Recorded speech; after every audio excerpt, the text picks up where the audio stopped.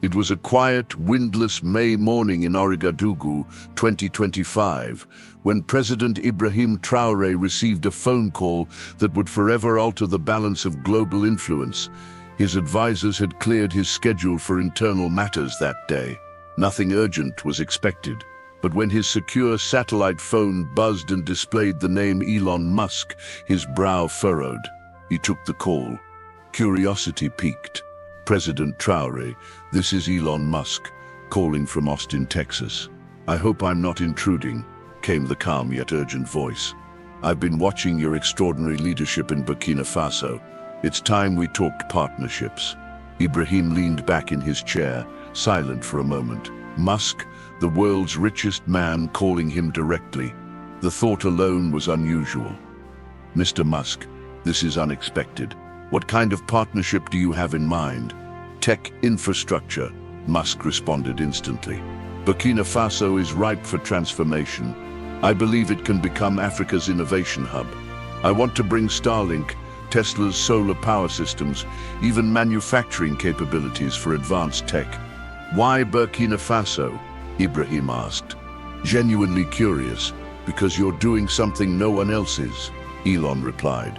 "You're leading an independent African country with clarity, courage, and competence. That's rare, and the future needs it." For nearly 50 minutes, the two visionaries discussed broadband expansion, sustainable energy, and youth-driven innovation.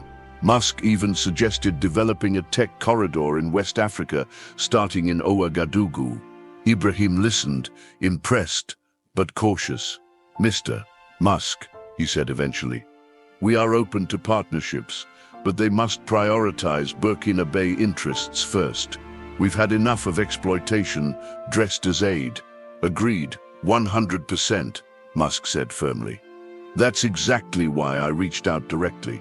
By the end of the call, they had tentatively agreed on Musk visiting Burkina Faso the following week. Neither of them, however, knew that the National Security Agency in the United States had just intercepted every word. Within 2 hours, red flags were triggered at the NSA headquarters. General Paul Nakasone, director of the agency, personally walked a sealed report into the White House. "Mr. President," he said, walking into the Oval Office, "this is a matter of urgent national security." Trump looked up from his golf schedule, irritated. "What now?" "Elon Musk has initiated direct, unsanctioned negotiations with President Ibrahim Traoré of Burkina Faso. The content suggests long-term strategic partnerships that could shift power balances in Africa." "What the hell is Musk doing with that kid who embarrassed me on international TV?" Trump snapped, already growing red. "Mr. President, Musk spoke of building factories, installing Starlink, and forming military-adjacent alliances through SpaceX. He called Traoré the future of global leadership." Trump stood up so fast his chair slammed into the wall. "After everything I did for that nerd, this is how he repays me." Nakasone hesitated. He also said America needs to start recognizing global shifts. "Recognize this," Trump growled. "Call Elon right now, and get every department head in here. We're going to war." 3 hours later, Elon Musk walked into the Oval Office, completely unaware of the ambush ahead. Trump, surrounded by his closest aides, offered a smile laced with venom. "Elon, old friend, making some bold new alliances, are we?" Elon raised an eyebrow. "If you're referring to President Traoré, yes, we had a productive conversation. He's a punk who humiliated me on global TV," Trump snarled. "And you're giving him American technology. With all due respect, Donald, Traoré is a visionary leader with an 87% approval rating. He's doing more for African independence than most leaders have in decades." Trump sneered. "He's a thug who took power in a coup. He also conducted national reforms and now holds broad public support. Times change. Leaders evolve. Burkina Faso is a desert. Why waste your time there? Because they value sustainability, dignity, and innovation, things your administration rarely prioritized." Trump's fists clenched. I made you, Elon. I got you those subsidies, those contracts, and now you do this. You supported innovation when it served you. Now you're mad because I choose to support it elsewhere. This isn't personal. It is to me, Trump snapped. SpaceX gets billions from the federal government. That can change. Musk leaned forward, eyes sharp. Are you threatening me? Just reminding you who controls your funding. And I'm reminding you, Elon said coldly, that the world is watching. You're not threatening just me. You're threatening the future of African development, Trump roared. If you leave this room and continue this partnership, consider our friendship done.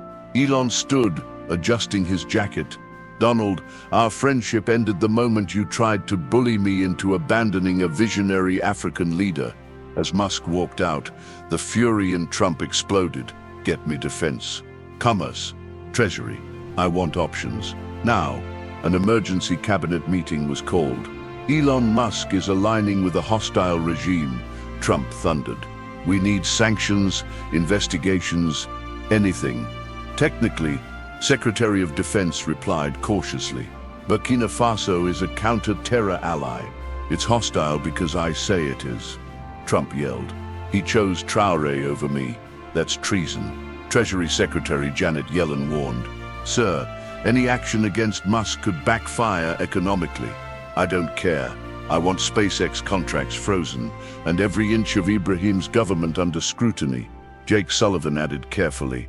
A move like this will be seen as retaliatory. It could damage US credibility. Let it, Trump barked. This is about power.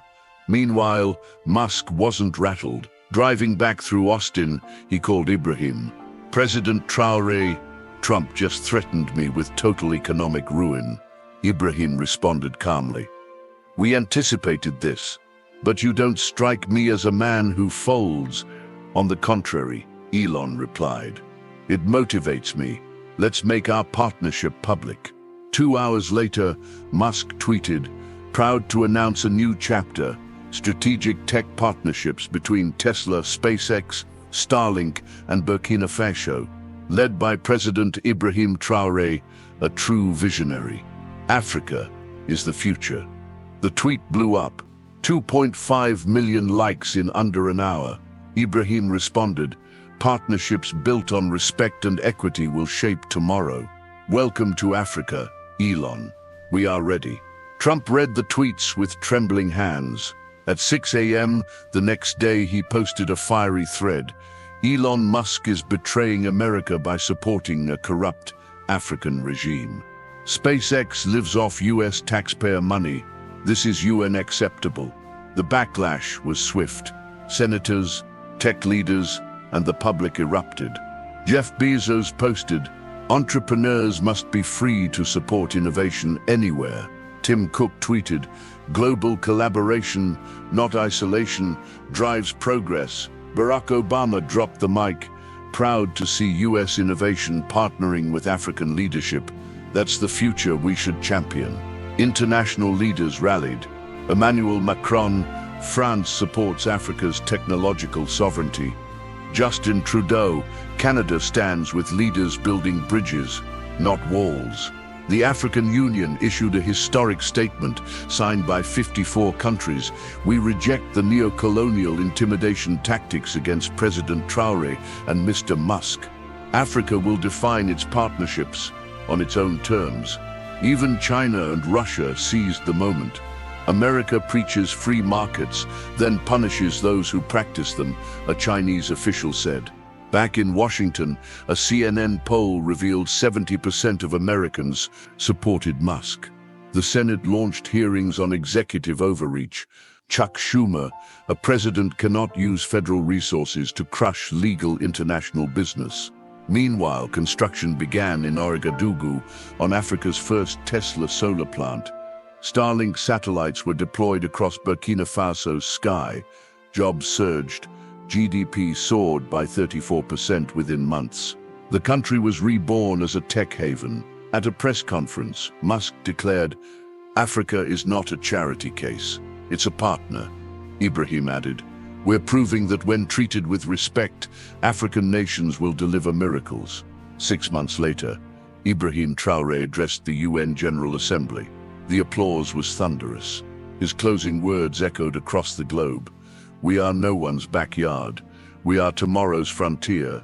And Donald Trump, facing impeachment for abuse of power, the world had made its choice. The future belongs to those who partner, not those who threaten.